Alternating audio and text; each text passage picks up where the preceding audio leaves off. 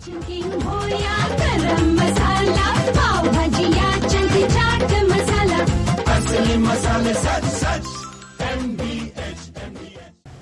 and welcome to Marks and Glyphs. This is a series in which we'll be exploring how companies use different types of symbols to craft their own brand identities.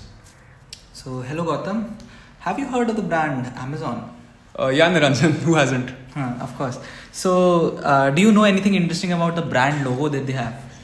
Well, I always assumed it was named after the Amazon rainforest and there's a smile under it. Yeah, that is correct. It kind of represents the good service aspect, yeah. But there's more to it. You saw the arrow, it goes from A to Z, right? And what it represents is, when I was browsing through a Reddit rabbit hole, I found that it represents that Amazon stores have everything the customer needs from A to Z. Oh, wow. And that was quite interesting to me. So I was just like thinking about how much thought process goes into creating a brand logo and the brand identity that it creates using that different elements that they have. So in today's episode of Semiotics, is it a germ, is it a bird, or is it a plane? Right. We got a chance to interview Professor Seema Khanwalkar. Yeah. Right. So just to give a small background about her, she's a PhD in linguistics and semiotics from the Jawaharlal Nehru University, New Delhi. She's an associate professor and has been teaching for over 2 decades. She's currently associated with CEPT University, but is also a guest lecturer in IIM Ahmedabad as well. I took her course and I was quite intrigued by that. Yeah, I know, Niranjan. It's thanks to you that we got the chance to interview her. So dear listeners, do sit back, relax, and enjoy the following interview. So Professor, you have a good understanding of symbols, right? Because of your specialization in semiotics. So what we're doing in our project is to try and understand how brand identities are created using symbols. So keeping that sort of context in mind, we just wanted to sort of get your perspective on certain issues like, do you know of any symbols that that come to your mind that are so strongly associated with a brand identity that you can't see one without the other?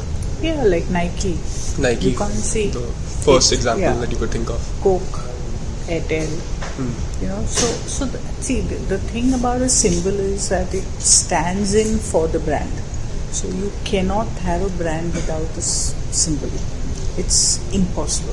And is it only like the reinforcement with time? Like these are all very old brands. That's why we associate them like that, or is it something that maybe the way the symbol is created? No. So the symbol is reinforced over and over again. Sometimes old symbols go out of reckoning as well, right? So you don't even remember the symbol. You may remember the product, right, but you don't remember the symbol. For example, if I asked you what was the symbol for Mysore sandal, you wouldn't remember, right? So the product takes over after a point.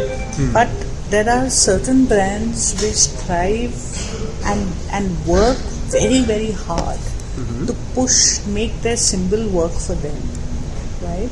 And so that kind of a brand is a wholesome experience because the product is also excellent and the symbol pushes the consumer towards them to perform, as per the symbol's diktat.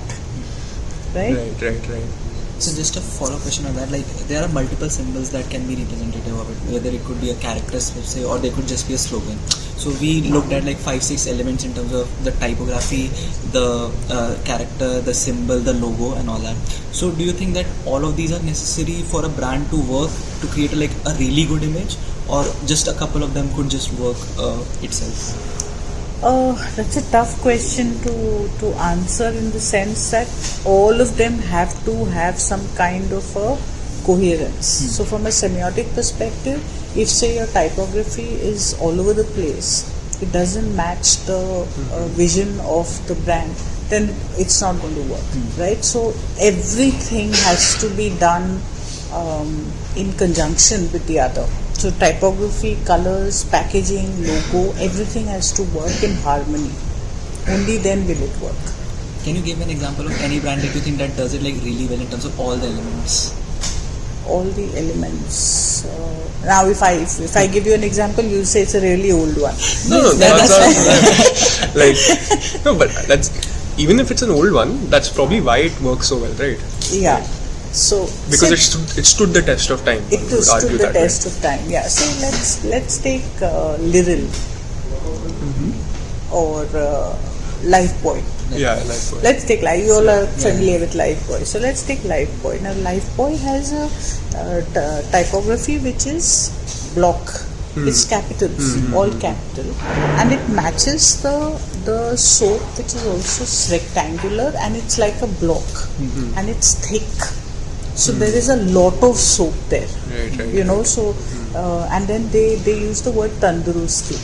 So tandurusti is also about a lot of brawn, you know, and I think every element and now I think probably they've changed their soap to a white, soft contours or something, but the earlier soap, I mean, I remember red ones. The red ones, yes, the red ones used to, and they used to show a football team using one soap and all of them using the same one, right? So the whole football team, so it was economical as well, which matched the time period and the context of that time in India when economy was.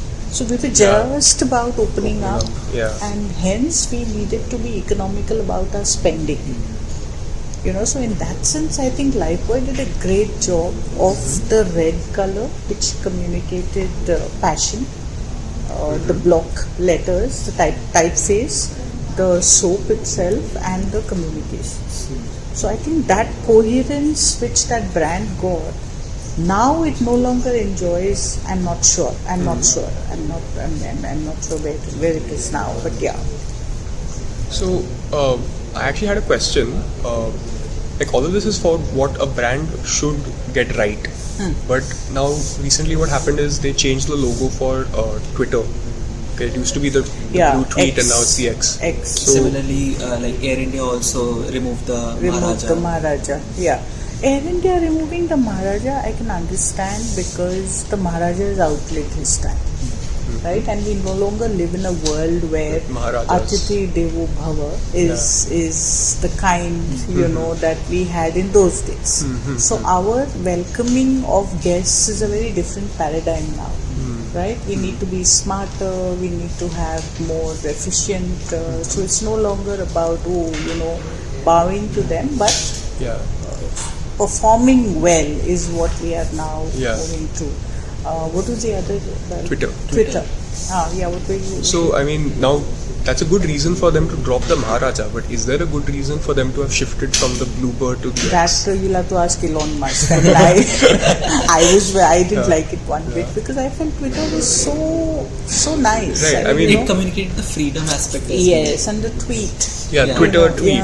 So going to X. But that I think is a one-man decision, and he's also very individualistic. So I suppose that is where the problem is. So I don't know how X is doing. Your generation should tell me how. I was never on Twitter also, but I never went on it. But I don't know how X is doing. So I'm just looking at the symbol.